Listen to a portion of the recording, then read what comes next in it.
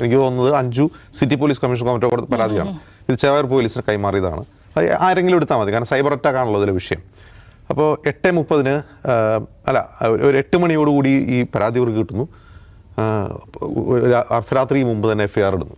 അതായത് ഇതിലെന്താണ് കേസ് എന്നോ ഇത് ആർക്കെതിരെയാണ് FIR ഇടുന്നതെന്നോ ഒരു മൈൻഡ് അപ്ലൈ ചെയ്തെടുത്ത ഒരു FIR ആയിട്ടാണ് എനിക്ക് തോന്നുന്നത്. ഇതിൽ മനാഫിനെ പ്രതികരിക്കാനുള്ളൊരു വകുപ്പില്ല. അപ്പോൾ ഇന്ന് DYSP ആണോ സിറ്റി പോലീസ് കമ്മീഷണറാണോ വിശദീകരിക്കുന്നുണ്ട് അതിനെപ്പറ്റി. ഞങ്ങൾക്ക് കിട്ടിയ പരാതി സൈബർ ആക്രമണത്തെക്കുറിച്ചാണ്. അപ്പോൾ ആ പരാതിയിൽ മനാഫ് എന്ന ഒരൊറ്റ പേരെ സൂചിപ്പിച്ചിട്ടുള്ളൂ, വേറെ ആരും പേരില്ലല്ലോ. കാരണം സൈബർ ആക്രമണം നടക്കുന്നവരെല്ലാവരും പേര് പരാതിയിൽ ഉൾപ്പെടുത്താൻ കഴിയില്ല. അപ്പോൾ മനാഫിൻ്റെ എന്തെങ്കിലും പരാമർശം ഈ സൈബർ ആക്രമണത്തിന് കാരണമായിട്ടുണ്ടോ എന്ന് നിങ്ങൾ പരിശോധിച്ചിട്ട് അദ്ദേഹത്തെ പ്രതി ചേർക്കുമെന്ന് പറഞ്ഞിട്ടുണ്ട്. പക്ഷേ FIR പ്രതി മനാഫാണ്, പിന്നെ സോഷ്യൽ മീഡിയയാണ് പ്രതി. പ്രതി മീൻസ് അക്യൂസ്ഡ്. ഇതൊരു പ്രശ്നമാണല്ലോ. ഇത് പോലീസ് ചെയ്തതും ഒരു അതിക്രിയയാണ്. അതായത് സാധാരണ നമ്മളൊക്കെ ഒരു പരാതി കൊടുത്താൽ അതിലൊക്കെ അപ്പം തന്നെ FIR ഇടാറുണ്ടോ?